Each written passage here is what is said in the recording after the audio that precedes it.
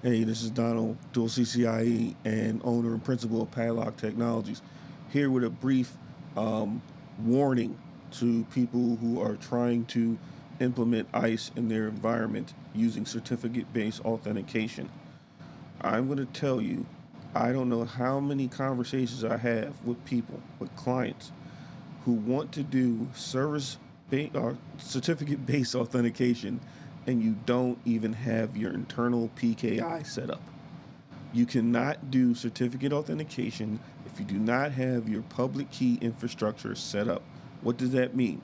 You need a CA, a certificate in authority, an internal certificate authority. You need that before you do certificate authentication.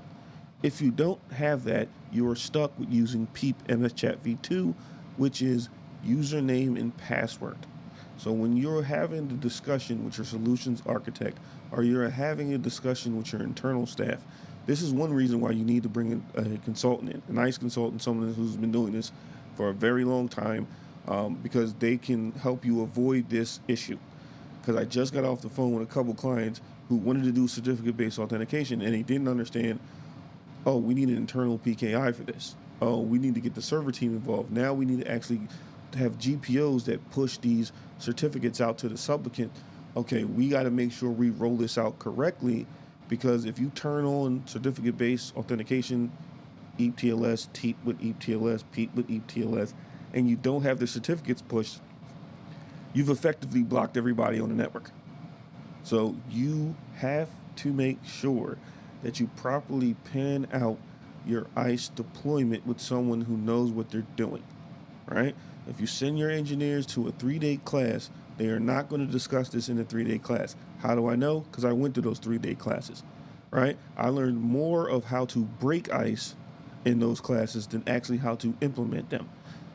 Not every class that you go to, you can ask the appropriate questions. Plus, they're going to give you cookie cutter environments, and when something breaks, you only know what the cookie cutter environment did. So again, this is a warning. If you're going to do something like certificate-based authentication, you need to make sure you have an internal PKI already set up. So it's very simple to just create a certificate template and then push the appropriate supplicant certificates to your machines.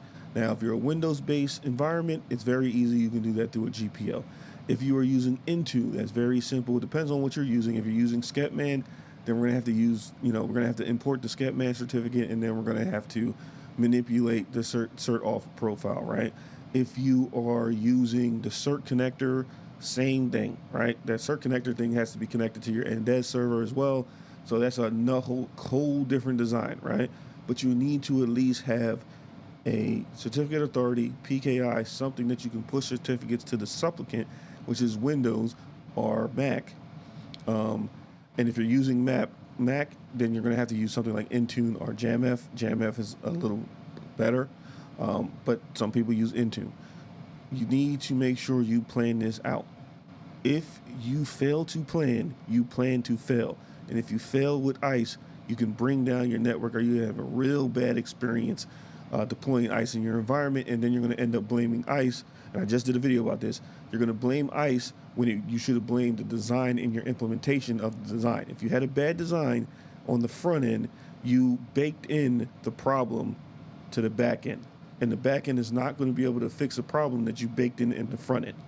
Again, this is Don from Padlock Technologies, owner and principal. If you need help with your ICE deployment or your next infrastructure project, I'm going to leave a link in the description for a discovery call.